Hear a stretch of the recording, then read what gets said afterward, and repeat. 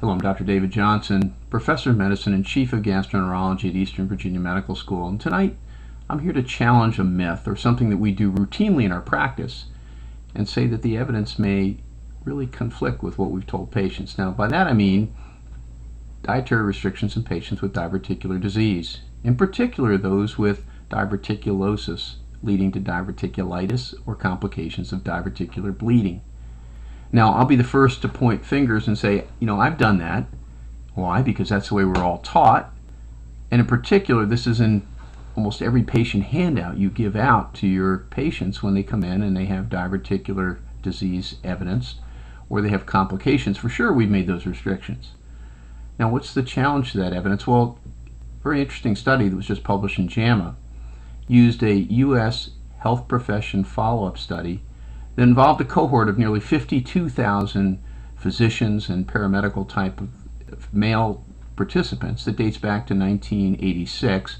And these were followed over the course of the next 18 years with biennial health history updates and quadriennial, or every 4 years, dietary intake validated questionnaires. It's amazing, 90% of these patients complied and followed up through the 18 years of study. I say that's very interesting because we're talking about physicians here. You can't lead these people very well, can you? You know that, and you and I are the same.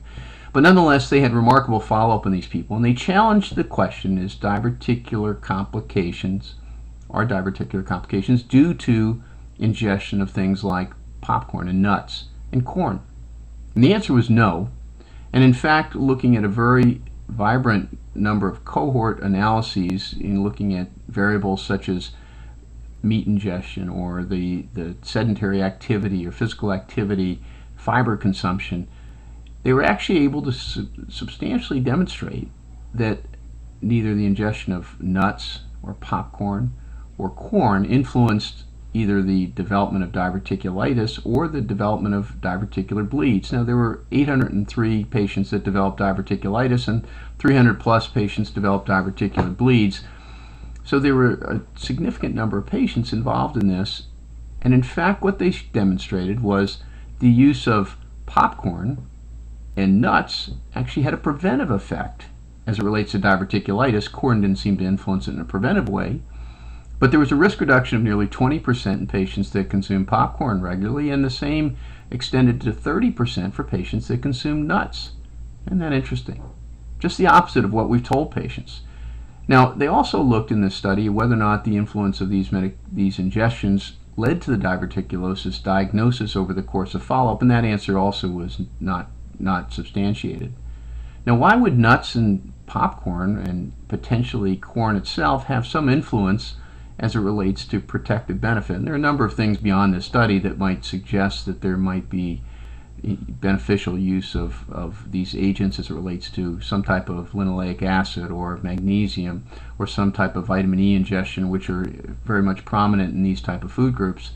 But that's beyond the scope of this discussion. The bottom line is that these food groups ingestions certainly do not affect in a negative way the development of complications of diverticular disease, and it may influence in a positive way the prevention of these diseases that we always thought were the causal nature of the association. So what does this mean? Well, I think it means that we really need to start reevaluating the evidence before we make such strong recommendations to our patients, because we may be just doing the opposite and restricting things that the patients may in fact benefit for other health reasons from, and further, they may enjoy.